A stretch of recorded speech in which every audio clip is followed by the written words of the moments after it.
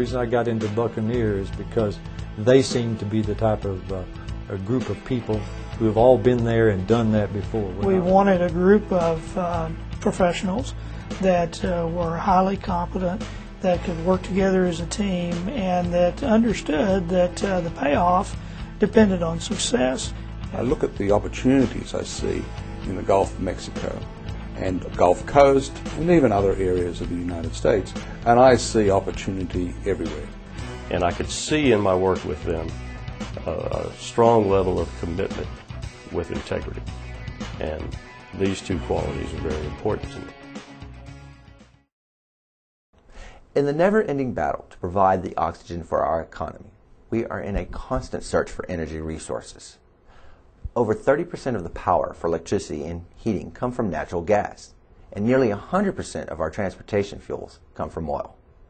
Now ask the average person to name the countries that supply our fuel, and you'll hear names like Saudi Arabia, Iran, Iraq, Russia, Mexico, and even Venezuela. Of course, it's no secret that we are the world's largest consumer of hydrocarbons. But how many Americans are aware that the United States was once the main producer of oil and gas on the planet? Even today, the U.S. energy business is booming, and the companies most responsible for that boom are not the familiar names of ExxonMobil, Chevron, and Shell. The leaders in drilling are the American independents. I'm Alexander Maddox, and today we take a close look at one of those independents. With me now is someone who has been at the forefront of exploration over the years. He's a familiar name with a new company, Curtis Burton, CEO of Buccaneer. Now, Curtis, you've been in the industry for some time. I understand that you were the founder of Deep Star. Can you explain what significance that had for the industry?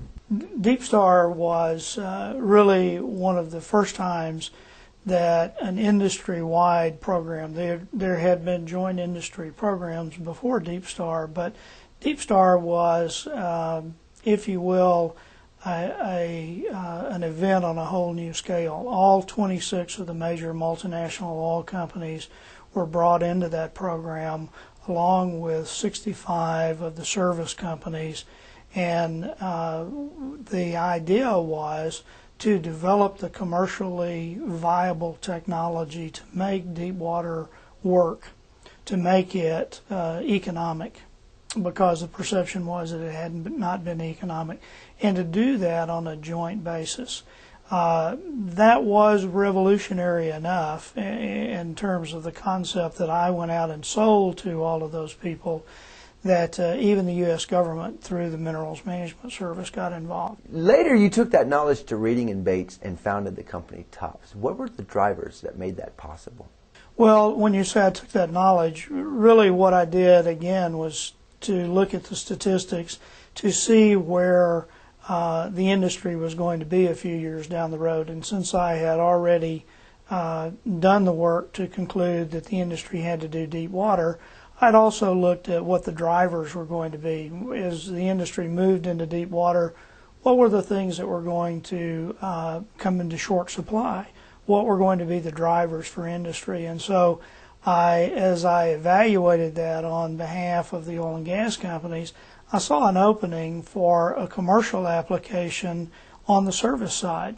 There are a number of service companies over the years that had tried to get into an equity position, but really hadn't been very successful at that. So what I did was, in '95, I went to Reading and Bates, and I said, you know, because of various factors that are going on, and those factors in a nutshell were there were more drilling opportunities than there were deep water rigs. We had a people supply shortage. We had a shortage of engineering companies that could really do deep water. We had a shortage of hardware.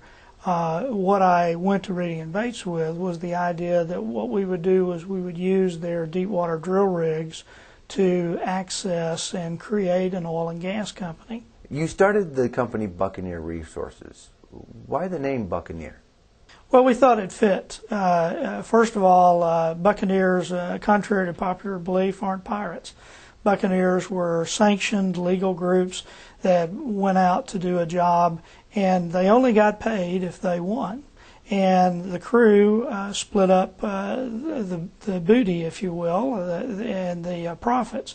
So we thought that was a pretty good model for what we wanted to do. We wanted a group of professionals that were highly competent, that could work together as a team, and that understood that the payoff depended on success as well as depending on working together.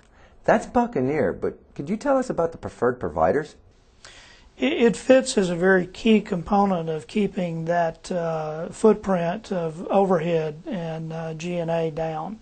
In the same way that we use that model in TOPS, we are again using it in Buccaneer, where we have a group of companies, people like Hercules Offshore, who have agreed to come on board with us and to be paid in innovative ways. They're relying on our expertise to identify opportunities, and they've said, some of the time we will provide you a rig when you can't get one from anybody else.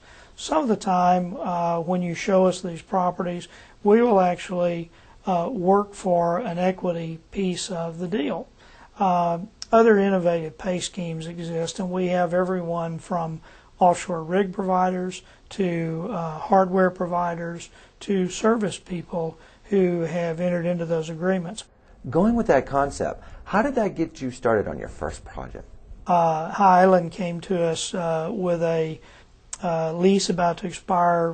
They called us up, said, look, we've got a property, it has known hydrocarbons. We only have 2 weeks before our lease expires. We need a 30% partner. We can't find a drill rig. If you can solve those two problems, then we can do business. I don't think they felt that we could solve those two problems because they had been at that for 2 years and hadn't been able to do it. But actually, using the preferred supplier model, we called up Blake Offshore, who was signed on with us at that point to provide rigs, and we said, we've got an opportunity, would you be prepared to put a rig into the deal? And he said, as a matter of fact, I can move some things around and we can put a rig into the deal. We went to some people that we knew that were looking for a property that fit that envelope and found them a 30% partner, and literally within 14 working days took that from a property that was going to be lost to the partners to one where we secured a drill rig and a partner, and just a couple of months later drilled the first of 2 discoveries that we have on that property now. We've been speaking with Curtis Burton, CEO of Buccaneer Resources. Up next, Hugh Edstein, the CFO for Buccaneer. So stay with us. We'll be right back.